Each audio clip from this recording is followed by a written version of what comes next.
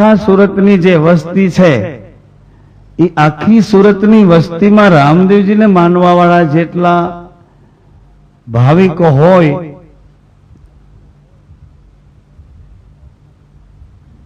અઢારે વર્ણમાં બ્રાહ્મણ થી માંડીને ભંગી સુધી, વાઘરી થી લઈને વાણિયા સુધી, રાજા થી લઈને રંક સુધી રામદેવજીને માનવા વાળા હોય એનું એક 3 દિવસનું સંમેલન રાખવાનું છે અને એ પણ 7 દિવસની કથા સાથે જોડીને રાખવાનું છે। આ વર્ષની છેલ્લી કથા ગાબાણી ફાર્મમાં જેઠ સુદ એકમ થી જેઠ સુદ સાતમ સુધી રાખવામાં આવી છે। તમારી એમાં ગત ગંગાની પરમિશન લેવાની છે। તમને જાહેર કર્યું હોય, તમે આ પાડો એ પ્રમાણે હવે બહાર જાહેર કરશો। નકર પહેલા રાખ્યું હતું 27 તારીખથી બીજ એટલે 2 તારીખ સુધી, પરંતુ 1-2 દિવસમાં જાહેરાત એવું થઈ શકે એવું નહોતું અને આવડો કાર્યક્રમ કરવો તો જાહેરાત કરવી જરૂરી છે। એટલે મને દેવજીભાઈએ ફોનમાં બતાવ્યું તો ખરું કે બાપુ બીજું બધું તો ઠીક, પણ જેઠ મહિનાની શરૂઆત થાય છે એટલે વરસાદ ને એવું તેવું કાંઈ, વરસાદ કદાચ ઝીણો મોટો હોય પણ પવન આવે તો, એટલે મેં એને કીધું કે આજે અમારી ધર્મસભા છે એને પૂછીને સવારે તમને કહીશ। પવન અને વરસાદ આ બેની એને બીક બતાવી કે તમે કેવા ગત ગંગા વાળા અથવા તો રામદેવજીના માનવા વાળા છો। એની હવે ખાન સાહેબના ડેલામાં એક આપણી પરીક્ષા લેવાઈ ગઈ અને આ વર્ષનું છેલ્લું પેપર છે, તમે કહેતા હો તો ભરીએ। ખાન સાહેબના ડેલામાં પરીક્ષા કેવી રીતે લેવાઈ ગઈ? 1 લાઈન આમ હતી, જો આ રહી 1 લાઈન આમ હતી, 1 લાઈન આમ હતી, બરોબર? આ 3 16 વચમાં મારે બેસવાનું। આ લાઈન હતી, આ બાજુની એમાં મકાન હતા કે નહોતા ભાઈ? રહેતા હતા માણસો, આ બાજુની લાઈનમાં રહેતા હતા, સામેની લાઈનમાં મકાન માણસો રહેતા હતા કે નહોતા રહેતા? એમાં કોઈના ઘરમાં કોઈ ગરડું બોરડું ગુજરી ગયું તો આપણે કહેવાય કે ઓલે ખૂણે ખરખરો કરજો, અથવા તો કથા હકેલીને રામમઢીમાં આવતું રહેવાય। કયો હાલો કેવું પેપર હતું કયો? હે એ તો હારા એ માણસો, નકર કોઈ એવું ગરડું બોરડું ગુજરી ગયું હોય તો આપણે વ્યાસપીઠની આગળ મૂકીને બેહે તો બધા ખરખરો ન્યા કરવા કે રામાપીરને કયો આને બેઠું કરે, રામાપીરને કયો, નકર અહીંથી એ પેપર કેવું હતું કયો? તમારા બધાયનું પેપર હતું, મારા એકનું નહોતું। હે ગત ગંગાનું નામ જ એ છે, ગત ગંગાની રહેણી એ છે।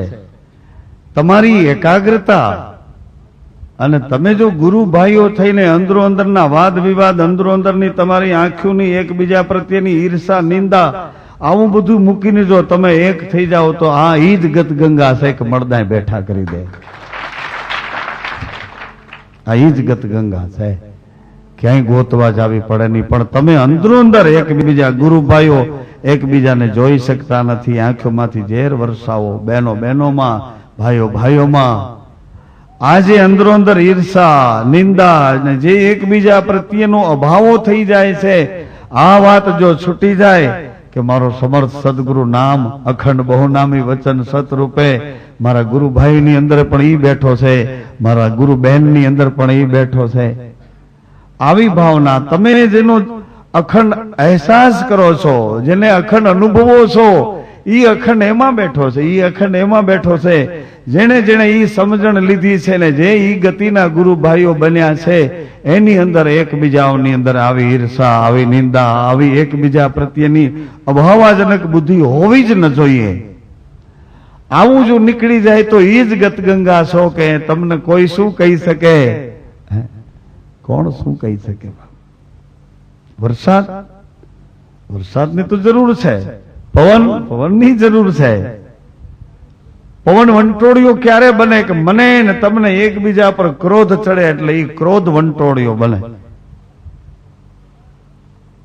અને કદાચ વંટોળિયો આવીને આપણને આટો મારીને વયો જાય, પણ તમે જો એકબીજા પ્રત્યેથી ક્રોધ ભાવ, દ્વેષ ભાવ અને એકબીજા પ્રત્યે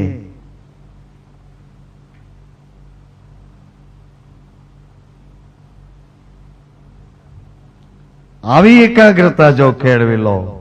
હું બંધ રહ્યો એમાં તમારે સમજી લેવાનું કે હું શું કહું છું.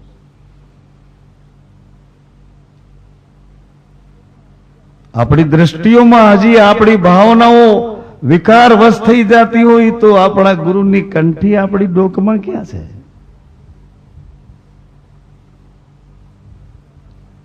આપણે ધણીના નામનો શેથો ક્યાં પૂર્યો છે? આત્મીયતા જો આપણે આટલા જ જોઈ, નામ અખંડ બહુનામી વચન સત. અહીં પૂછો રાંદેર થી લઈને શેઠ ઓલા છેડે કામરેજ સુધી વિયા જાઓ, આમ ઠેઠ આ સચિન સુધી વિયા જાઓ, આમ ઓલપાડ સુધી વિયા જાઓ, જો નામ અખંડ બહુનામી વચન સત તું કોઈને ખબર હોય તો.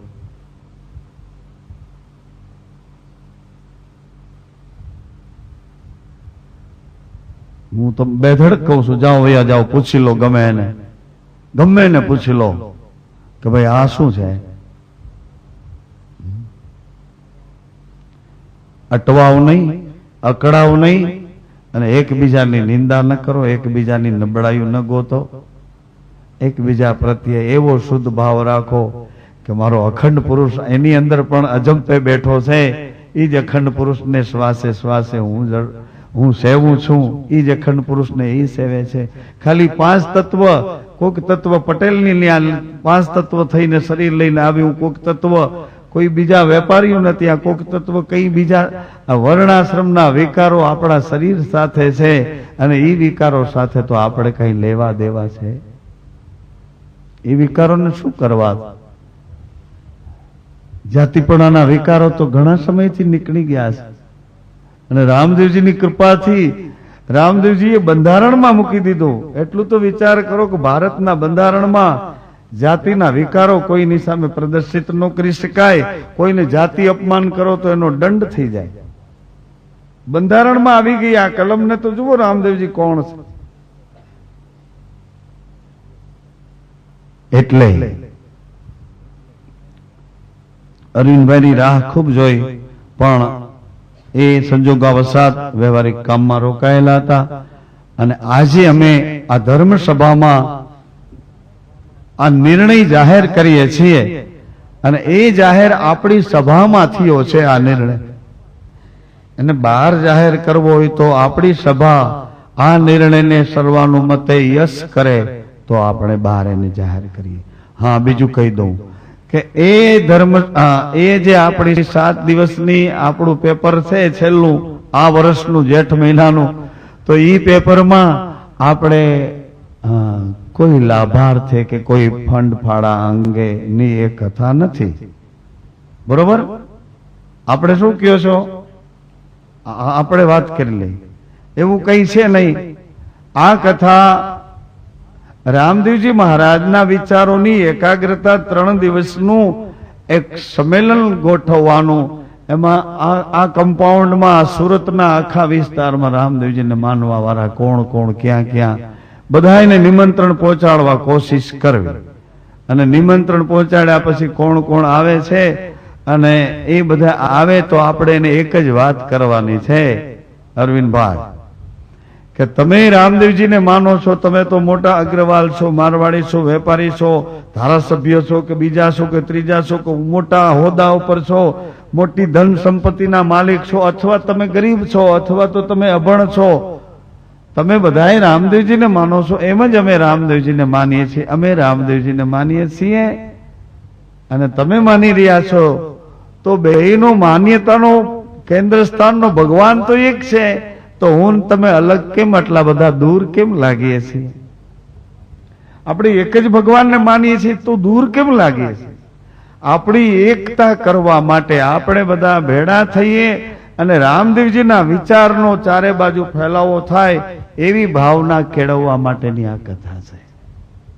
આપણે કાંઈ નહીં કરીએ તોય રામદેવજી સૂર્યનારાયણ ઉગે છે, કોઈને કહે છે કે હું આવું છું, ઢોલ વગાડજે, કે કોઈને, પણ તોય ઉગી જાય, ચારે બાજુ એનો પ્રકાશ ફેલાઈ જાય છે. એમ રામદેવજી છે ધીમે ધીમે ધીમે ધીમે એનો ફેલાવો ચારે બાજુ થતો જાય છે. પણ સદભાગી તમે કહેવાઓ કે એ રામદેવજીનો આશરો લઈ અને રામદેવજીના કામ માટે, રામના કામ માટે, જેમ હનુમાનજી રામના કામ માટે, રીછો વાનરો રામના કામ માટે, જેમ ગૃહ ભીલ કિરાટ કોલ આ બધાય રામના કાર્ય માટે દોડી નીકળ્યા, એમ ઈ જ રામદેવજી બનીને પધાર્યા છે. આ ધર્મને, આ સત્યને, સનાતનને પાછું યથાર્થ રીતે ગ્રસ્તાશ્રમના જીવનમાં કેમ જીવી જાવું આ રેણી બતાવવા રામદેવજી પાછા પધાર્યા છે. એના વિચારોનો ફેલાવો એ એની સેવા છે. અને એની સેવા કરીએ તો એ આપણું કઈ રાખતા કોઈનો ભાર ન રાખે મોરારી. એમ પ્રભુ એની સેવા આપણે કરશું. સત્ય છે એટલા માટે હું તમને આગ્રહ કરું છું, એની સેવા ભાવથી કરશું તો આપણા પરિવારનું અને આપણી પેઢીઓનું ધ્યાન એ અવશ્ય રાખશે. તમને એવું લાગ્યા રાખે છે કે એને આંખું નથી, એને કાન નથી, એને હાથ નથી, એને બધું છે. એની આંખું પણ છે એવડી મોટી વિશાળ દ્રષ્ટિવાળી, એના કાન પણ એવડા મોટા છે કીડી કે પાવ મેં નેપુર, એના હાથે એટલા લાંબા છે કે તમે ગમે ત્યાં હો ત્યાંથી મુસીબતમાંથી તમને જો કાંઠે મૂકી દેવા હોય તો ફટતીરા મૂકી દે. આવા કળયુગના વર્તમાન અને સરળતાથી આપણી વચ્ચે પધારેલા પ્રભુનો આશ્રય લઈ અને એના કામમાં આપણે જોડાવાનું છે. આટલું કહી અને વાણીને વિરામ આપું.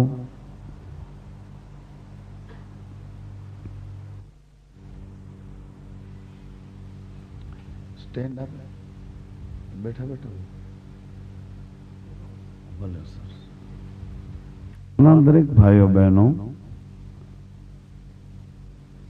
પૂજ્ય શ્રી ચૈતન્ય સ્વામીજીએ આપણને જે તાત્પર્યની ઇશારત કરી, જે ગુઢાર્થમાં નિર્દેશ કર્યો, એ એકદમ સરળ લાગે છે છતાં બહુ કઠિન પણ છે. ચિત્તની જે સંવેદનાઓ છે, ચિત્તની નિરોધતા, આ યોગની પરિભાષામાં બોલવું એટલું સરળ લાગે છે, પરંતુ ચિત્ત સંવેદના, એની એકાગ્રતા સુધી નિરોધ ગતિ એ અભ્યાસ વિના શક્ય નથી, કૃપા વિના શક્ય નથી. છતાં આટલી ઊંચી મહત્વની વાતો ઉપનિષદો, વેદો, સંતો, મહાપુરુષો,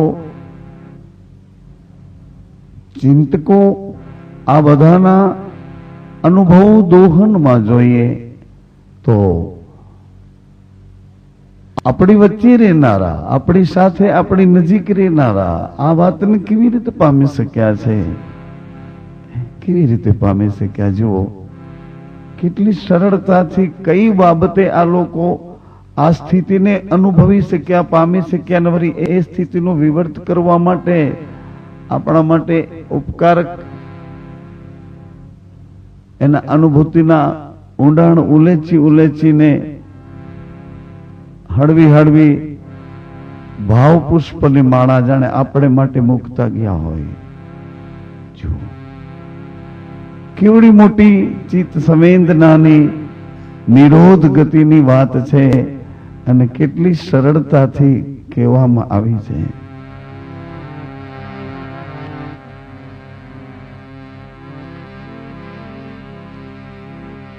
ચિત્તની વૃત્તિ જેની સદા રેવે નિર્મળી, મહારાજ થયા જો મહેરબાન. મહારાજ જો મહેરબાન થાય મહારાજ કોણ છે? આપણી અને એની વચ્ચે કેટલું અંતર છે? એ કયા રાજમાર્ગ ઉપર ચાલ્યા જાય છે એટલે એ મહારાજ છે, અને આપણે કઈ કેડીએ, કઈ ભૂમિકાએ અથવા તો કયા આચરણે એ દિશા તરફ પ્રયત્ન કરીએ છીએ. ચિત્તની વૃત્તિ જેની એ સદા રે વે નીરમણીને મહારાજ થયા મહેરબાન. મહારાજ ક્યારે મહેરબાન થાય છે? સિલવંત સાધુને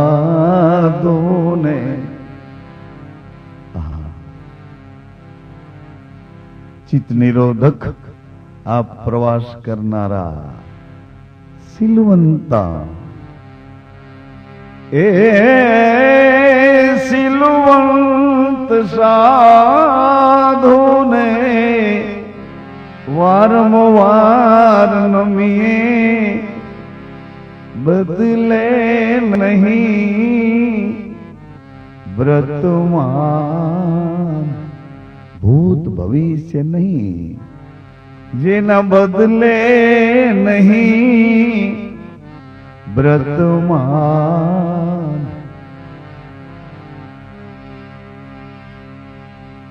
એના લક્ષણો કેવા? સિલવંતા સાધુના લક્ષણો કેવા? ચિત્ત નિરોધક ગતિના અભ્યાસીના લક્ષણો કેવા?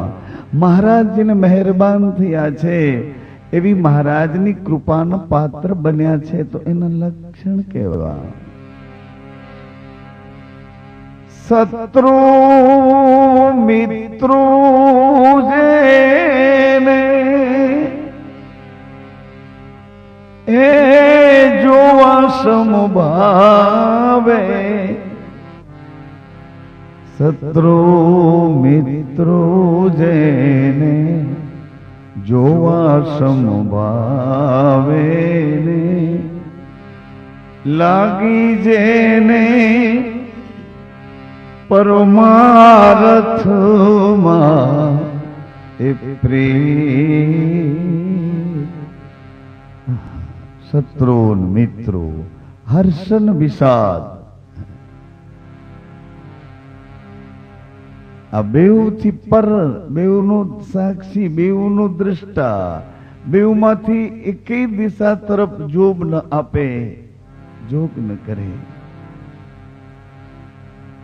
બેમાંથી કોઈ દિશાને નમતું ના આપે, ન શત્રુ ન મિત્રો. બંનેને સમભાવે જોઈ રાખે છે. કોણ છે આવા મહારાજના કૃપા પાત્ર? કોણ છે આવા શીલવંતા ચિત્ત નિરોધક ગતિના અભ્યાસી? કોણ છે?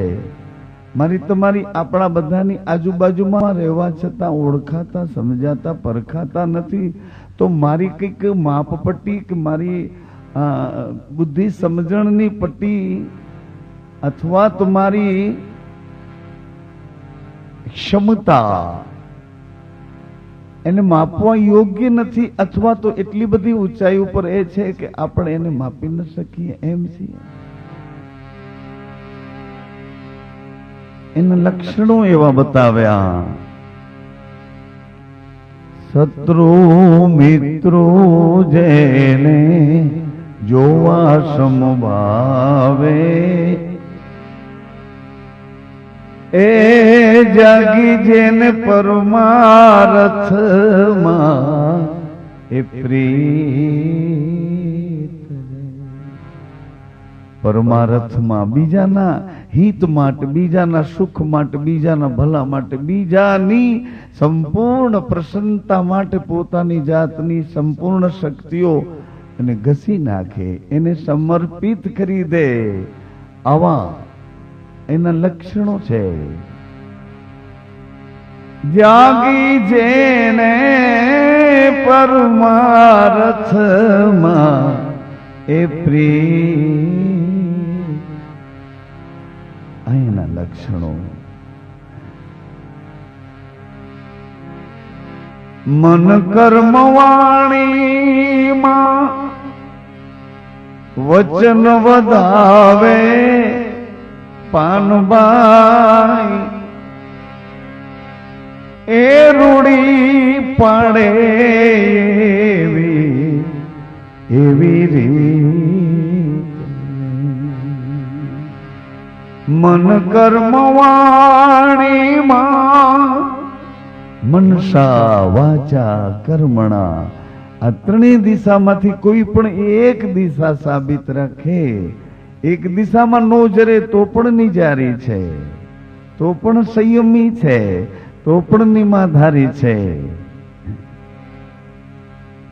પરંતુ આપણી તો એવા પ્રકારની દોડ છે કે પામવું છે પરમ પદને, અને વ્યવહારો બધા આપણા એટલા બધા પાંગણા કરીને દોડીએ છીએ. વ્યવહારોની વચ્ચે એટલા બધા અકળાઈ પકડાઈ જકડાઈને મૂંઝાઈને જીવીએ છીએ કે આપણી દોડ કોઈ પ્રવાસની મંજિલની જરાય ગતિનો અનુભવ આપણને બતાવતી જ નથી. આપણું દોડવું ઘણું છે પણ પ્રવાસ અગાઉના ઘાંચીના બળદ ફરતો ફરતો ફરતું ગોળ ગોળ ફરે જ રાખે અને એ ઘાણી ચાલતી જ રહે, એમાંથી ઓરાતું રહે, તેલ નીકળતું જે કઈ થતું હોય તે એ થતું જ રહે છે. પરંતુ ચાલનારા બળદને પૂછી કેટલું ચાલ્યો તો બોલે ઘણું બધું ચાલ્યો છો, કરીબન 2-3 કિલોમીટર જેટલો પ્રવાસ કર્યો છે. પહોંચ્યો ક્યાં પહોંચ્યો હતો? ત્યાં. આપણી આવી પાંગડી દોડ છે, ખ્વાઈશ છે, આપણી તડપણ છે. એ પદને પહોંચી પામવાની એટલી બધી ઉતાવળ છે, જિજ્ઞાસા ભરેલી કે જલ્દી પામી પહોંચી જઈએ, પરંતુ પ્રયાસો બધા પાંગળા છે.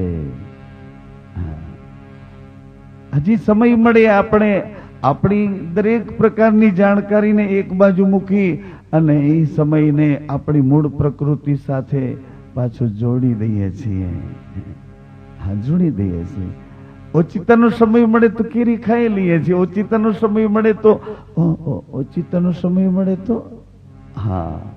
એવી છેતરપિંડી કરીને આત્મશ્લાઘાને વારંવાર વાગોડતા જ ફરીએ છીએ, એવી છેતરપિંડી કરી લઈએ છીએ. ઓચિતાનો સમય મળે તો વાતો ભલે ગમે તેવડી કરીએ, પરંતુ ઓચિતો જો સમય મળે તો આપણી વાત કરું છું. આમાં એક દિશા લાગુ પડે છે એ પણ અહીંયા છે, આપણને જે લાગુ પડે છે એ પણ અહીંયા છીએ. પરમાર્થની પ્રીત હું ઘણા સમયથી જોઈ રહ્યો છું. ઘણા સમયથી જોઉં છું. ચેતન સ્વામી જો કદાચ એમની અભ્યાસની, એમની જે આવડતની, એમની જે અટલ વિશ્વાસની, એમની જે સમજણ અને એમની જે અત્યાર સુધીની પ્રેક્ટિસ, એના દ્વારા જો એને જથ્થો ભેગો કર્યો હોય તો કેટલાય લોકોના સંપર્કમાં અત્યારે પ્રતિષ્ઠિત પણ હોત અને કેટલી સાધન સંપન્ન વ્યવસ્થાઓ પણ પ્રાપ્ત કરી શક્યા હોત. પરંતુ એ લાચાર ક્યાં બન્યા હશે? એક જગાએ મને એની લાચારી દેખાણી. કઈ જગાએ?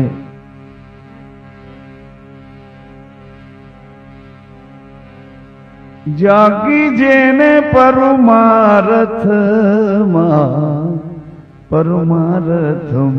પ્રીત. પરમાર્થ તરફ એને જે દોટ કાઢી છે, એને દોટ મૂકી છે.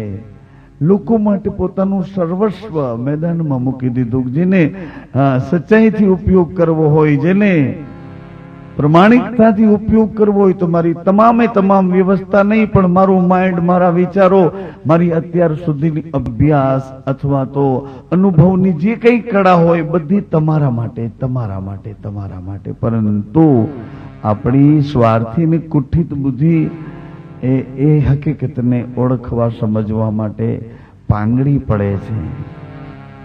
નથી ઓળખી શકતા.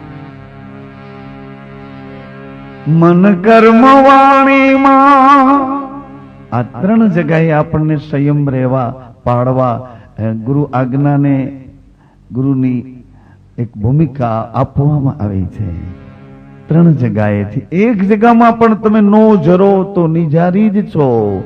વાણીનું કેવડું મોટું સંયમ આપણને સમજાવ્યો છે સદગુરુ મહારાજે કૃપા કરી. કેવડો સંયમ સમજાવ્યો વાણીનો. વાણીનું ચાર્ય કેવડું છે, પરાના ઘર સુધી લઈ જાય એવડું. દ્રષ્ટિનું મનનું સંકલ્પ ગતિનું બળ કેવડું છે, સ્થિરતા. સાહજિકમાં એ સંકલ્પ સિદ્ધિ તરફ લઈ જાય આવડું અનુબળ છે. કર્મ બીજ પૂનમની રહેણી કેવડી છે. આસક્તિમાંથી અનાસક્ત યોગની ગતિ કેવડી છે.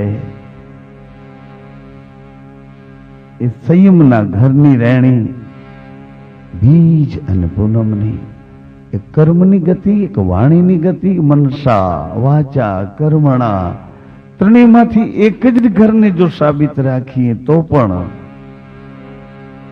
મન કર્મ વાણીમાં એ વચન વધાવે પાનભાઈ, રૂડી પાડે એવી સિલવંત સાધુને વારંવાર નમીએ, જેના એ બદલે નહીં બ્રતમાં. વર્તન આચરણ એ બદલે નહીં. ક્યારે નું બદલે? એ જેના બદલે નહીં રે બ્રતમાં. એક ધર્મ માતા પોતાના શિષ્યને કઈ રેણી સમજાવે છે? આઠે પહોર મસ્ત થઈ રેવે, જાગ્યો જેને તુરિયામાં એક તાર. આ યોગની ભાષા અને કેટલી સરળતાથી આપણા સુધી પહોંચાડી. પરંતુ આ બધી બાબતો, આ બધી વાતો ગુરુમુખીઓને સમજાય છે. મનમુખીઓ શરીર દેહાદિક ઇન્દ્રિયોમાં જ, વિષયોમાં જ સતત જેનું ચિત્ત લાગ્યું રહે છે, વિષયોને જ વાગોડે રાખે છે, એને ના વાતોને કોઈ સંબંધ જ નથી. આઠે પહોર મન મસ્ત થઈ રેવે પાનબાઈ, જાગ્યો જેને તુરિયામાં એક તાર. જાગ્યો જેને તુરિયામાં એક તાર. રંગને રૂપમાં, નામને રૂપને એ મિથ્યા કરી જાણે પાનભાઈ. નામને રૂપ ગુરુ ગમથી જાણે પાનભાઈ. સદાય ભજનનો આહાર. એની ચિત્તવૃત્તિને, એને આવતી દરેક સ્ફૂર્ણાને એક જ આહાર, નામ, અખંડ બહુનામી વચન સત તું. આજ જેનો ખોરાક, આજ જેનો આહાર બની જાય છે. સદાય ભજનનો આહાર. એને બીજી કોઈ સ્ફૂર્ણાઓ, બીજી કોઈ સંવેદનાઓ રોકી શકતી નથી. કેને? જેને સદાય ભજનનો આહાર.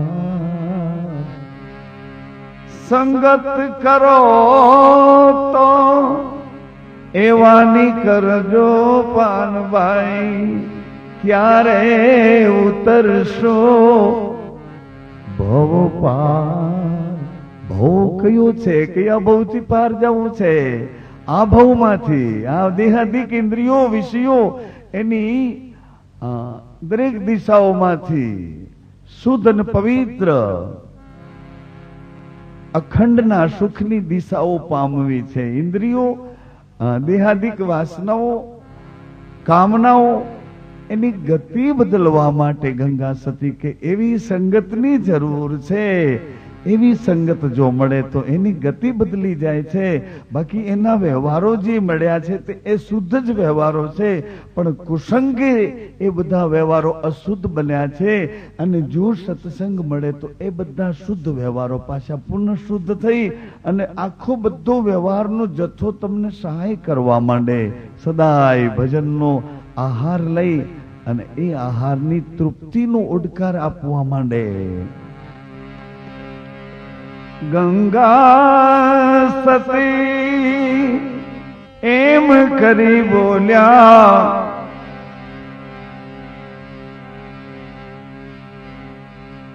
બાંધ્યો જેણે વચનથી વહેવા શીલવંતા સાધો.